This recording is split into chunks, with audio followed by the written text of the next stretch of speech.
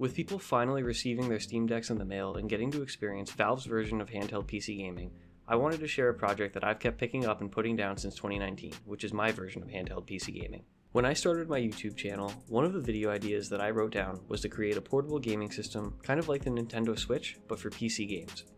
It would use a Raspberry Pi to run Steam Link and use the hardware from my desktop to stream games to a handheld device.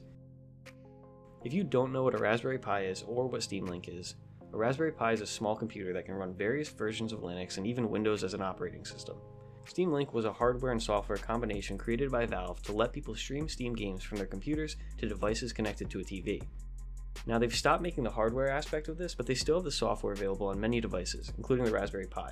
You can even stream Steam games to your phone with Steam Link and play games away from your desktop that way. But to me, that isn't as fun of a project as making a standalone portable gaming system.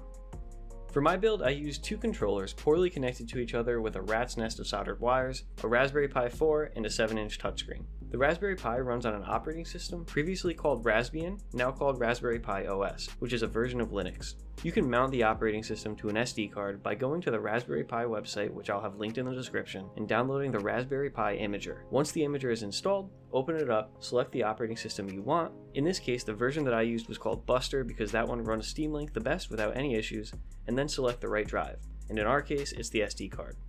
Then click right to mount the version of the operating system you want to the card. Once it's installed on your Raspberry Pi, you go through the setup process and then open up a terminal and type sudo apt update and then sudo apt install Steam Link. This will install Steam Link, and once it's all set, you can open it up and get started gaming on the Raspberry Pi. For the controller, I used a wired Xbox 360 controller to plug directly into the Pi. To split up the controller and have one half on the left side of the screen and one half on the right side, I basically extended the buttons, trigger, and joystick on the right side of the wired controller to a dead controller PCB that I had from my original Xbox 360 controllers. This part of the project is honestly what kept making me put it down. I would solder everything, and then some buttons wouldn't work, or some solder joints would break, and then I'd give up for a little bit. When buttons or the joystick is pressed on the dead side of the controller, it sends signals to the live controller basically saying, hey, the trigger is being pressed, or hey, the joystick is tilting in this direction. And then the live controller tells that to the Raspberry Pi. After painstakingly resoldering everything, I used Loctite superglue to make sure the wires didn't move a lot and stress the solder joints. This was a game changer for me, and I no longer broke solder joints right after making them. Once the controller was all set and everything in this project was working together, I started designing a case for it. I found a model for the back shell of an Xbox 360 controller and cut it in half and modified it to what I needed for this project. In total, I designed 6 pieces. 2 controller halves, a front cover for the controller's screen and Raspberry Pi to mount to, 2 small pieces to cover the gaps between the screen cover and the controllers, and then a back cover to contain all of the components and hide all of the wiring.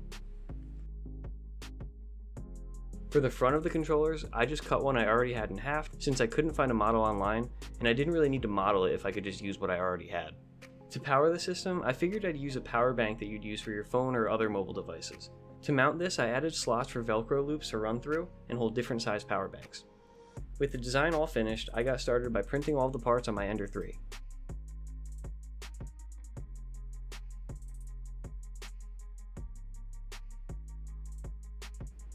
After everything was all printed, I sanded and painted all of the pieces.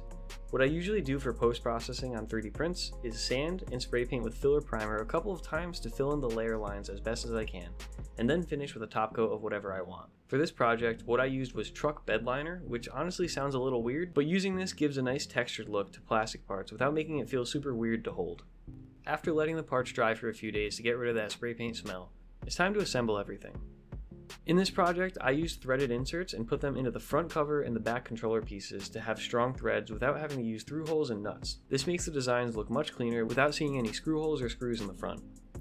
The wiring between the 2 controller PCBs is horrible, I know, but it does the trick. After dealing with soldering these for so long, I honestly never wanted to touch those wires again. So I just kinda held them together with electrical tape and prayed for the best.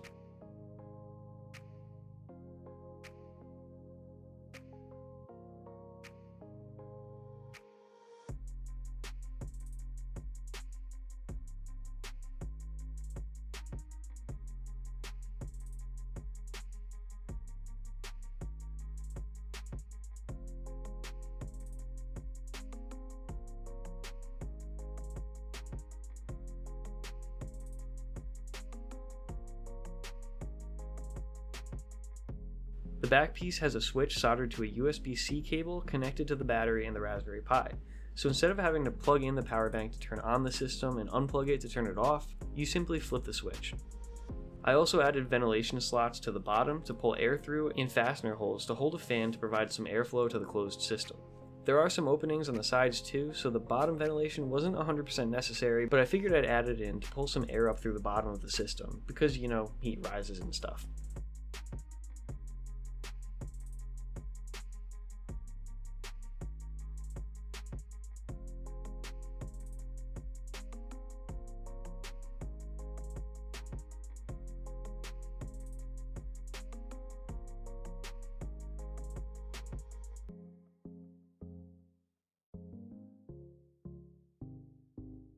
After assembling the system, let's boot this thing up and play some video games. Since this uses my desktop and not the Raspberry Pi itself to run and render the games, I can play any game in my Steam library that my desktop can handle. Let's get into some Elden Ring. Funny enough, I'm actually horrible at Soulsborne games, but playing on my mock Steam Deck doesn't make it any harder. I can actually get as far into the Godric boss fight as I do on my PC, and it really isn't any more annoying with latency or anything. To show that I'm not just talking it up since I built it, here's a comparison between my monitor, which is showing my PC actually running the game, and the Steam Link deck streaming the game.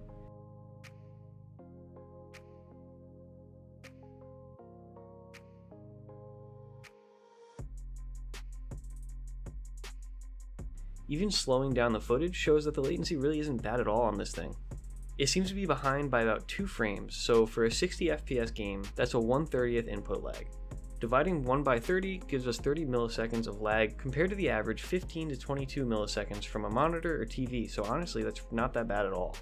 And sure, there are some lag spikes from internet traffic, and that is a bit annoying, but for something that I threw together, this system works much better than I expected. Although this is much less of a Steam Deck and more of a meme deck, I'm extremely happy with how this project turned out.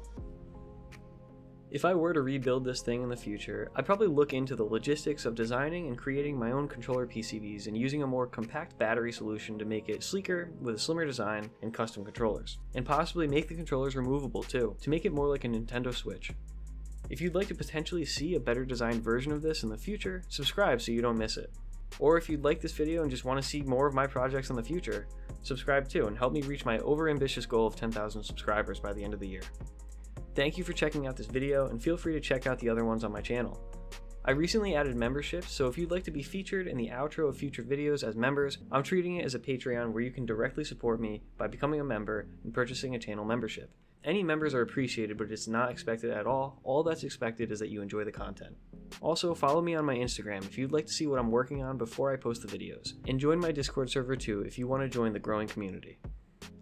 Thanks again for watching, and have a great rest of your day.